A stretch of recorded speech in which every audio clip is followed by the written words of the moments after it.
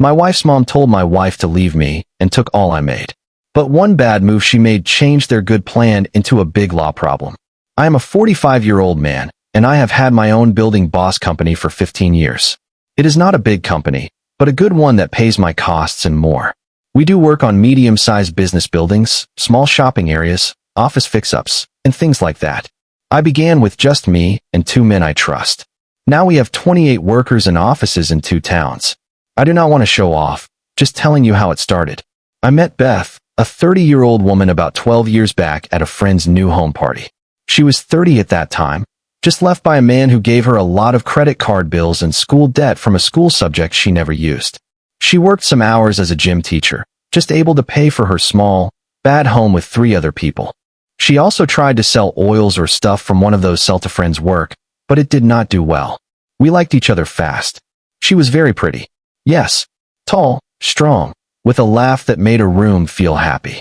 But it was not just how she looked. She had a good feel about her, wanted to do big things, but did not know how. Like she knew she could do more, but could not find the way. I knew she just needed a person to trust in her.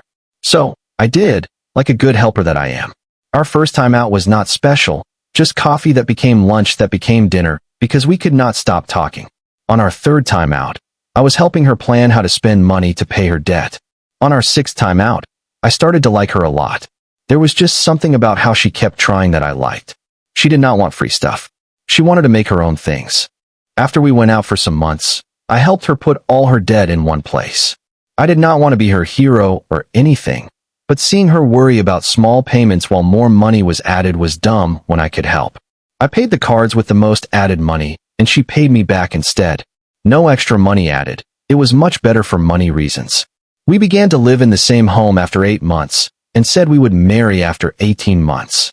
When we married 2 years after we met, I even gave her money to start her own health food brand, a box that came each month with food powders and plant pills. She wanted to build a big health business for women who wanted good ways to be fit, whatever that meant. But she really liked the idea, and I wanted to help her dreams. Before we married, I said we must sign a paper about money before marriage. Not because I did not trust her. I liked her very much, but because I saw my dad lose all in his divorce 20 years before. My dad built a water pipe business for 30 years, and at the end lived in a small room while his past wife, not my mom, kept the home, the trip home, and half his money for later. My dad died still mad about it. It taught me that love does not keep you safe from a person who feels they should have things when things go bad. So, I told Beth the truth about it. Look, I am making something that I want to give to our kids someday. I told her I need to keep that main thing safe. All we make together will be ours together, but what I had before must stay safe. Beth did not like the money paper. She was sad for a few days, but seemed to get it at last. I know why you need this safety, she said after talking to the lawman I paid for. I would never try to take what you made before me. She signed it, and we went on. The rules were normal. I kept what I had before. She kept what she had before, which was just debt. I had helped her with that. Clear. And we would split all things we got while married. 75 parts for me, 25 parts for her. If she started the divorce for no good reason, like if I hurt her or was with another person. If I started it for no good reason, she would get 40%. If we both said yes to divorce, it would be 60 parts for me, 40 parts for her. At that time, it seemed more than fair for how we each started. She was getting a new money start, and I was keeping safe what I had worked on for years. The first few years were good, very good. We moved to a nice home in a place with a gate. Not showy, just nice to live in. We went on some trips. Her business grew slow, not big, but okay. She had about 5,000 people who paid at the most, making maybe $30,000 to $40,000 in money each year. I was proud of her hard work. She put up workout videos, food tips, all those things, and made a small group of people. I never told her how to run her business or spend money. We had our own money accounts for personal things, shared accounts for home costs, and her business had its own money accounts that I helped set up, but did not use. I just wanted us both to do well in our own work. But around year 5, things began to change. First, it was small things. She would spend $800 on a bag without telling me. When I asked about it, she would say, "Don't you want me to look good? It helps my work look good." Then it got worse. She would make me feel bad. If you really loved me, you would not ask about what I spend. At last, it became a habit. Buy something silly, make me feel bad for asking about it, then not talk to me for days. I hate that mean quiet game. I would rather have a real fight any day. But Beth got very good at using quiet to hurt me. She would just not feel anything until I said sorry for whatever bad thing I did, usually by buying her something that costs more to say I was sorry. A classic way to make bad things keep happening. But you do not always see it when you are in it. In year 6, she all at once needed to fix her workroom at home. It cost me $20,000 to change our guest room into her workspace with special shelves and good lights for videos that worked. I did not mind. Business was good, and she seemed really happy about making her brand bigger. In year 7, she said our home was not good enough anymore. We needed a home in the right place to show how important we were. I said no a little, but at last said yes. We bought a bigger home in an even nicer place with a gate. 4 bedrooms, 5 bathrooms, much more than we needed for just us two. But if it made her happy. I worked 60 hours each week anyway, almost never home to use it. Thinking back now, I should have known what would happen, but you know how it is when you are in it. You think the bad signs are just hard times, and you keep going.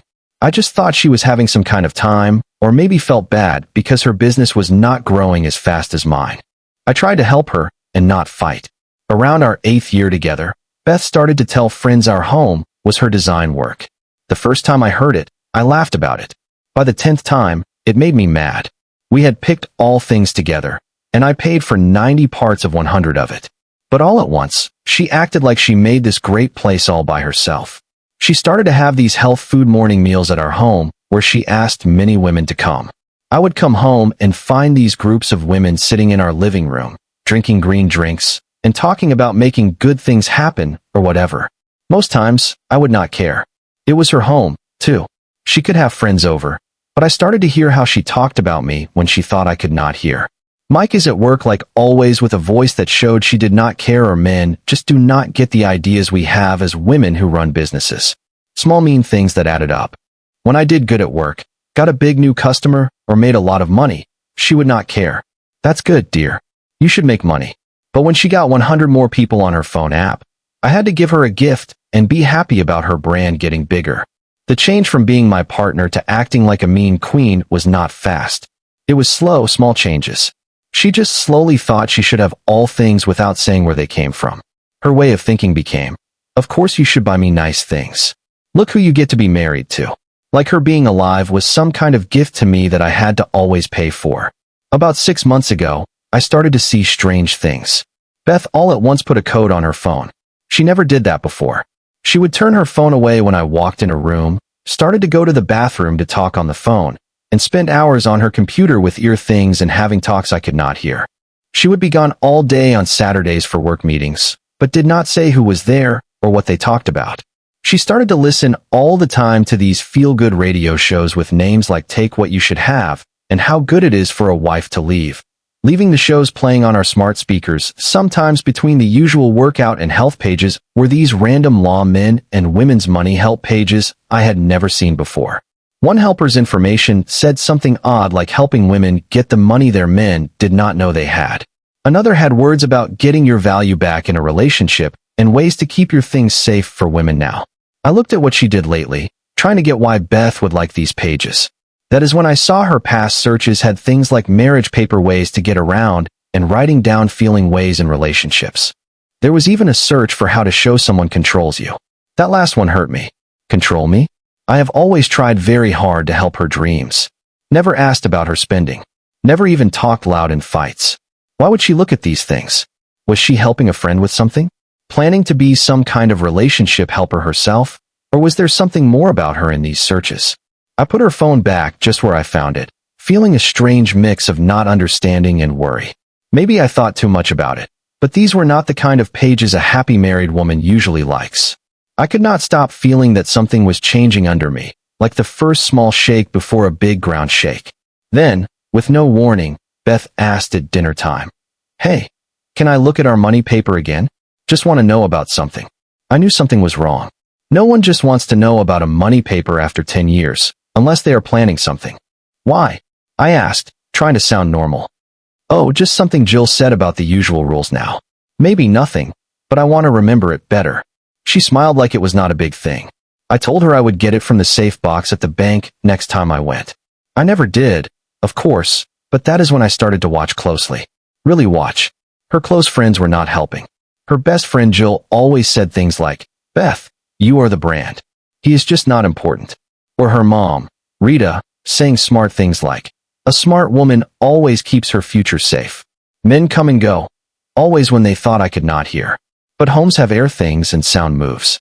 Rita had been divorced 3 times, each time making her have more money than before. She had been telling Beth from the start to keep other choices open. I used to think it was just Rita being Rita, mad and happy about how she lived. But one morning, I was walking by Beth's workroom at home while she was on the phone with her mom on speaker, door half closed. I did not try to listen, but when a person's voice comes down your hall, you can't not hear it. "You should talk to Jasper," Rita said. "He is very good at money new starts. Helped a friend's daughter fix her money problems clean.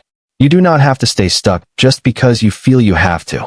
Beth did not say much, just a small sound that meant yes, like she knew the name. I stopped outside the door. Jasper. That was not a name I had heard in our group. And the way Rita said it, like he was part feel-good helper, part money killer, made me feel bad in my stomach. Why did they need all this talk about money new starts? They were planning something. I just needed to be sure. That night, I asked Beth like it was nothing, "Who is Jasper?" She hardly moved her eyes. "Oh, just someone Jill said was from a money group." Good ideas. Then she talked about something else like it was nothing, but it was not. I looked at her Instagram page. There he was.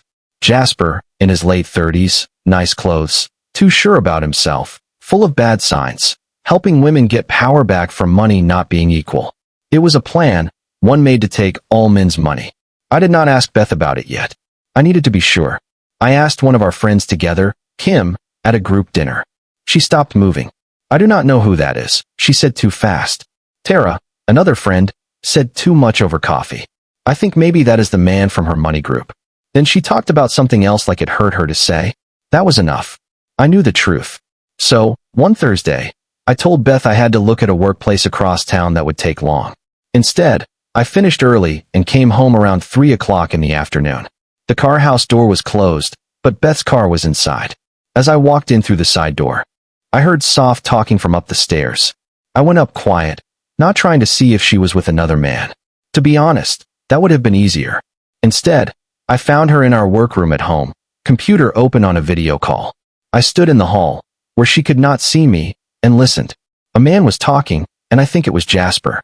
"You have wasted 10 years making a man feel good about himself," he was saying. "What you did for that marriage is worth much more than that old money paper. You can own that house. You just need to be smart. My help costs a lot, but when we are done, you will never worry about money again." Beth was nodding, writing things down. "The money paper does not count for hard feelings, work, and missed chances," she said. "I could have been big by now if I had not been playing good wife. I did just as much as he did." "Yes," he said. "That is why we need to write down everything. Every time he made you feel small, every time he asked about your spending or your work choices, we are making a plan that shows he controls you. You need to start recording talks, saving texts, anything that shows he stopped you from growing." I remember standing there thinking, what is happening? I almost went in right then. Good wife. Yes, that is right. But something stopped me. If I asked her about it, she would know I knew what she was doing. Better to let her think her plan was working while I got ready to fight back. I moved back quiet, went down the stairs, then made noise coming in the front door. "Dear, I am home early." By the time I went up the stairs, the call was over and she was just looking at emails. "How was your work look?" she asked, all like she did nothing wrong. "Fine," I said. The base looked strong. The funny thing was not lost on me. That night, I could not sleep. Not because I was sad, but because I was very mad and because I needed a plan. The woman I had made a life with for 10 years was planning to hurt me, to take everything I had worked for by making me seem like a bad person. And the worst part, if I had not found out, it might have worked.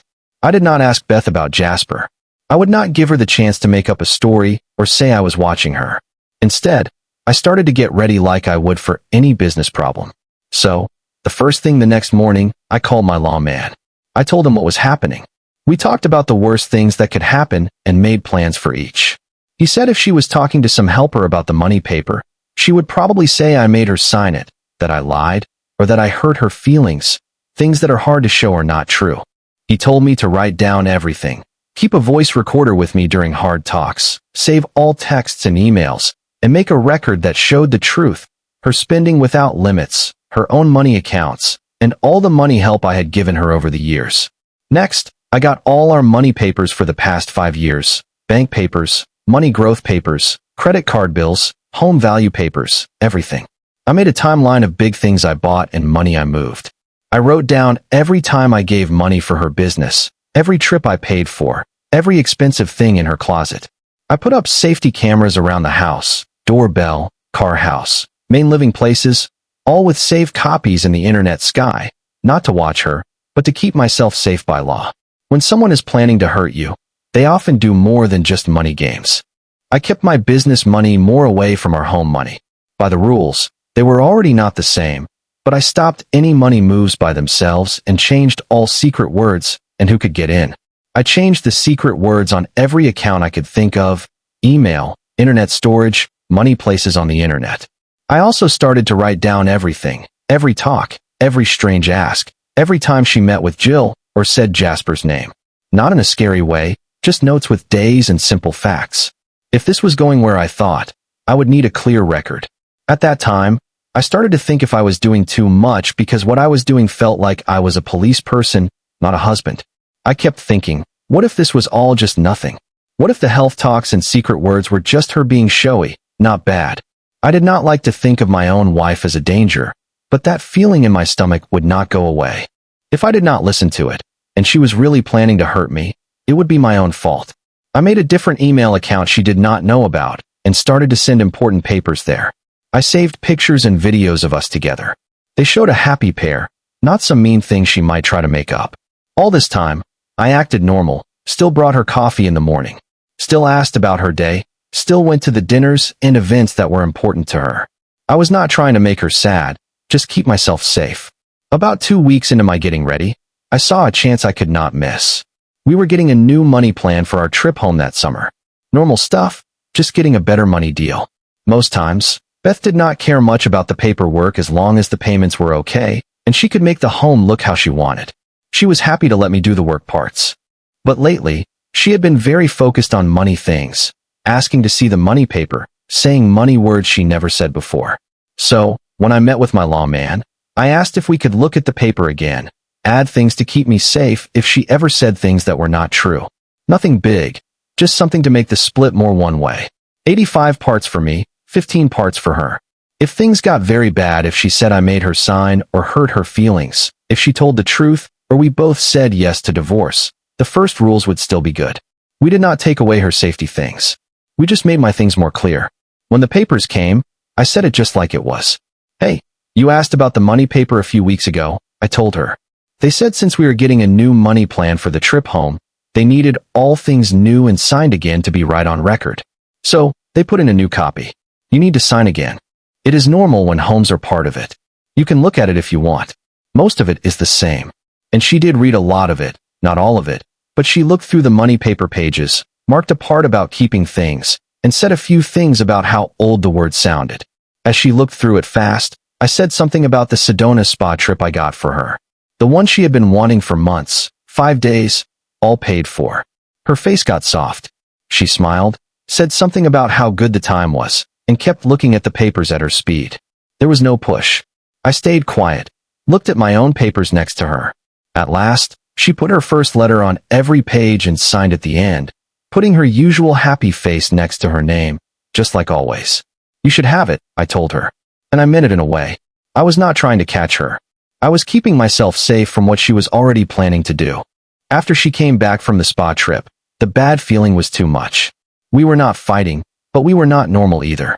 Every word felt like you had to be careful. Every look too planned. She smiled like everything was good, but something had changed. And I knew she felt it, too. We were both quietly seeing what the other would do. What hurt me most was not understanding. I gave everything to that relationship. Time, money, help, whatever she needed, I was there. And for a long time, she seemed really happy. Not fake, not made to be happy. So why now? Why change something good into a plan? It made no sense unless being happy was just part of the show. 2 weeks later, Tara had a birthday dinner at her home. Just close friends, Beth said, which meant Jill, Rita, a man and woman from her gym, and that man Dan who took pictures for her brand. Not my people, but okay. I was nice, made small talk, said the food was good. When we ate sweet food, Beth held her glass and stood up. I want to say good things to Tara on her birthday, and to all of you great people who have been part of my story, she said with tears in her eyes. You have seen me grow from a gym teacher who had a hard time to making my brand, and now I am starting a new time of finding myself again, maybe alone. The table got very quiet. Everyone looked from her to me except Jill, who was nodding yes like this was not a big problem dropped in the middle of sweet food. I drank water slow, put my glass down, and looked right at Beth. Tell me when your lawman is ready. Mine is already ready. Her face was amazing to see. She tried to laugh about it, putting her hand on my shoulder. Oh, Mike, always the thinking one. I'm just talking about growing as a person. If we think about it, I said calm. This sounds like a talk about splitting things. My lawman is ready. Then I turned to Dan and asked about his new camera things. Just kept the talk going like nothing happened. Beth stood still for a minute before sitting down. Jill said something about an early start and left before coffee. The party ended very fast after that. That night, Beth tried to fix it, saying I did not understand what she said. I just nodded and said, time will show if that's true. She looked mad. I am taking everything, Mike. The home, the business. You will have nothing. You will be nothing without me anyway. I smiled a little. Then this should be easy for you. 3 days later, the real divorce papers came. Let's play. I knew it was coming, but seeing those papers still feels different. Beth started the divorce on a Tuesday. By Wednesday, her lawman was calling my lawman with a deal that did not care about our money paper at all. She wanted half of everything, including the things I had before we married and part of my business, plus the home, plus money for me for a long time based on money I might make later. It was crazy. When my lawman told me the deal, I really laughed. Is she serious? They always ask for a lot at first, he said. But there is more. They are asking for a fast money order to stop our shared money accounts until this is over. That was not funny. That was a problem. In 48 hours, our shared money accounts were really stopped by the court. Her paper said I was hiding money and saying bad things about leaving her with no money. All lies, but it worked. The court is safe with these claims at first.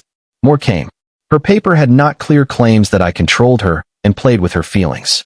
Said I kept her away from friends even though she had many parties at our home. Made her business seem small even though I gave her money and paid for things. And used money to keep her needing me even though she had her own money accounts and could spend what she wanted. Reading it made me feel sick. Not just because it was not true, but because someone I had loved for 10 years could so easily make me seem like a bad person to get more money. It was a planned attack on my name, clearly meant to make me give up just to stop people saying bad things about me. Then the real surprise attack began. Her lawman made a judge think I might be lying about money at my company. Before I knew it, I had a court money person looking at every bill and paper from the last 3 years. This was not just about our marriage anymore.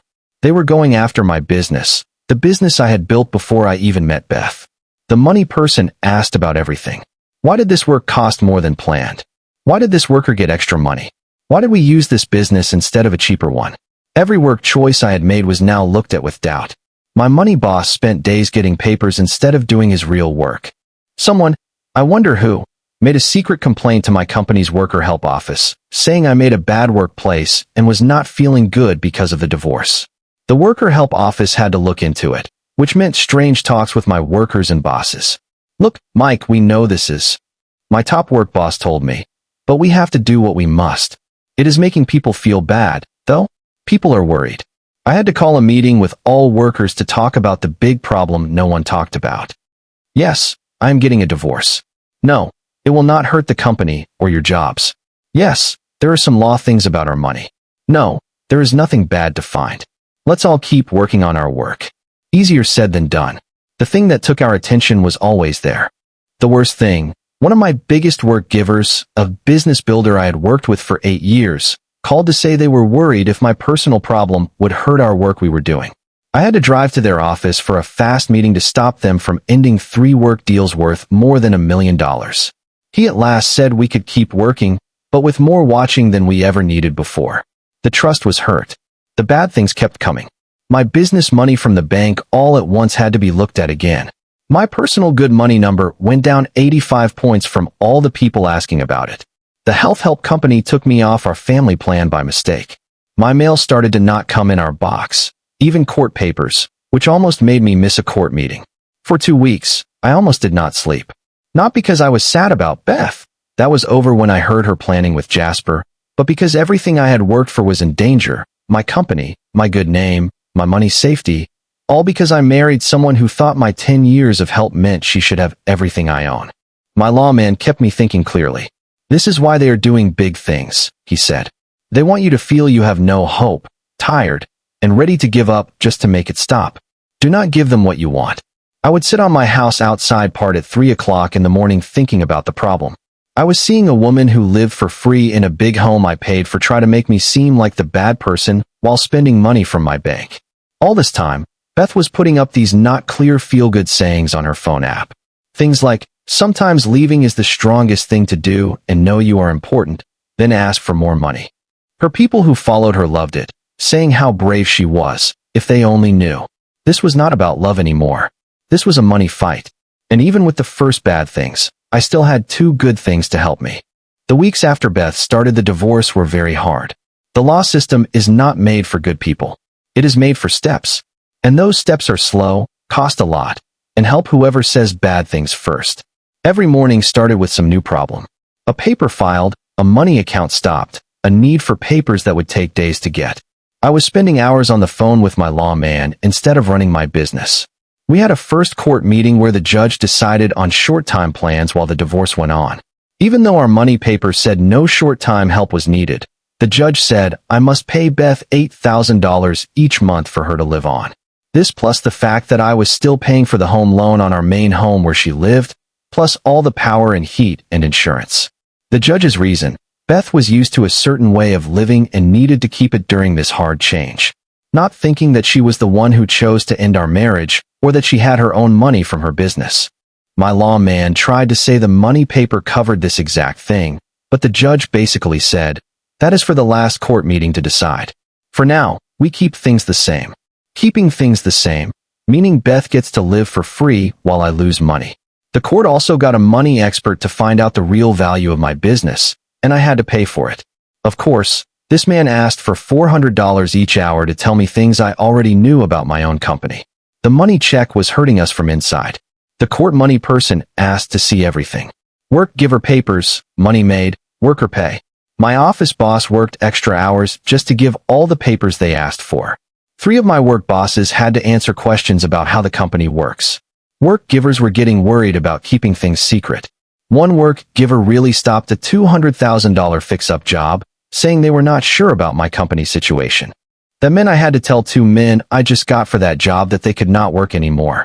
Having to tell them, sorry, no work after all, made me feel very bad. Beth's lawman also wanted copies of every text, email, and phone app message I had sent or got in the past 3 years. The reason? Looking for proof of hidden money or mean ways. It was a big look for anything they could use to make their story seem true. One Tuesday morning, I walked into the office to find my work helper crying. I am so sorry, she said, giving me a paper. I got a court paper for your divorce case.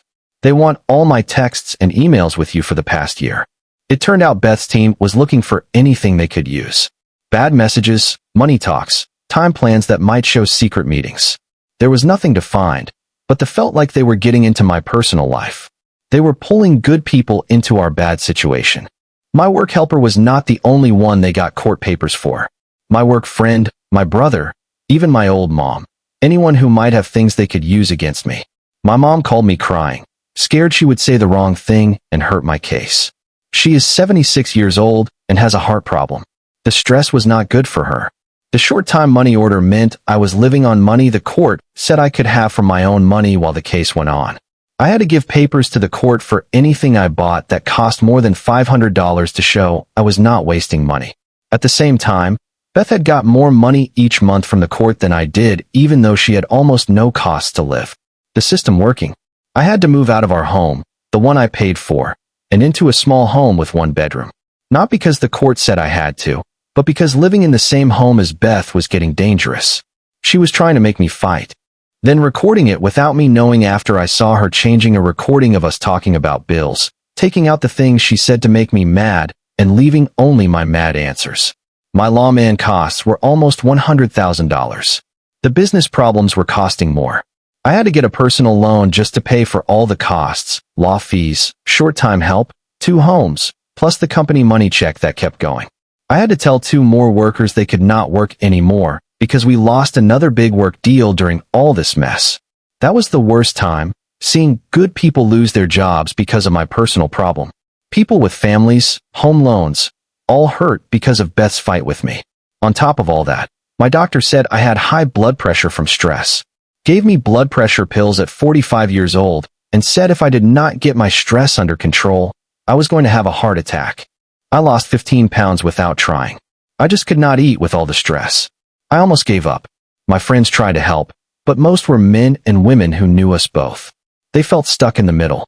A few men friends stayed with me, but others stopped talking, scared of being pulled into the mess. Being alone was almost as bad as losing money. That night, I sat in my sad small home looking at ways to end this. Give her the home and 40% of everything to make this stop. It would hurt, but at least I would know what would happen. I could start again, maybe sell the business, and begin new somewhere else. As I looked at those numbers, I understood something. This felt like I had been here before, ready to give up just to stop the hurt. Then I remembered this was exactly what Beth did to me for years. Make me feel bad enough that I would pay any price for no more fighting. Not this time. I called my lawman at 11 at night. We are not giving up. Not 1 cent more than the money paper says. In fact, I want to fight back for law costs because they are not being fair. He sounded more awake than anyone should at that time. That is what I wanted to hear. And actually, I have been looking into some things that you might like. I told him to do his best.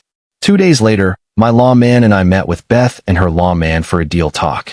I had not seen Beth in person since she moved out. She looked good, new haircut, expensive clothes, trying to look like she was doing great.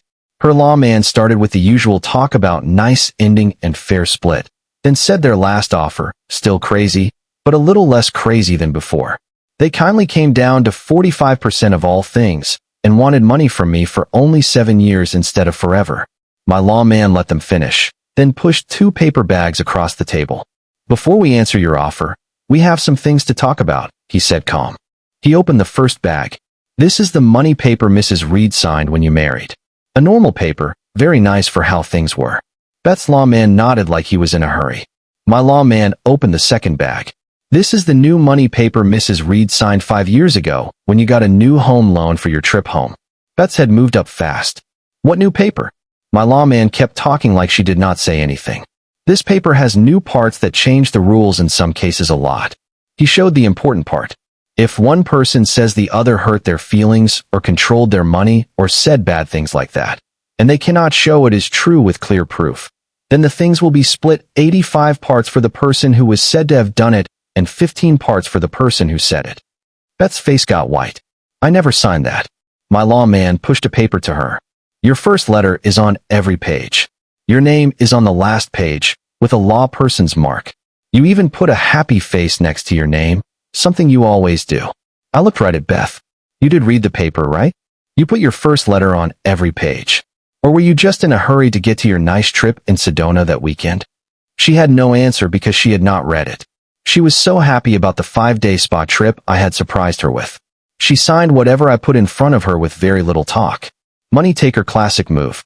Just home loan papers, I had said, which it was partly. Her lawman tried to fix it, but mine was not done. We got a money expert, my lawman said, opening another bag. Mrs. Reed did not say she had $320,000 in jewelry, sent $175,000 to a secret place right before starting the divorce, and lied about her business money papers. He showed money moves Beth made to a business in Wyoming that led back to Jasper. Then came the emails we got. Beth used the same secret word for her business email as for our movie app. The messages between her and Jasper showed their whole plan, including him telling her to act scared of me in front of people and his 15% of whatever she got more than the money paper said. Beth held the table edge hard. Her lawman looked sick. She thought she could beat a man who built a company from nothing. I said when she changed those money moves, she beat herself. Her lawman asked for a break. When they came back an hour later, his way of talking had changed completely. Maybe the first money paper rules would be okay after all. My lawman pushed more, wanting the new paper rules and law costs. 2 days later, they gave up completely. To make it short, 1 month later, the divorce was done. Beth got her 25%, nothing more. I kept the home, my company, and my good name. Of course, Jasper stopped talking to Beth when the money was not what they had planned. Her food brand now has money help classes for women. The funny thing is not lost on me. I am dating again. A home seller who makes her own money and does not like problems. No living together, no shared money. The money paper lesson from my dad was the best thing he ever gave me. Beth did not want a husband. She wanted a person to take money from. She just picked the wrong person. Play dumb games, get dumb results.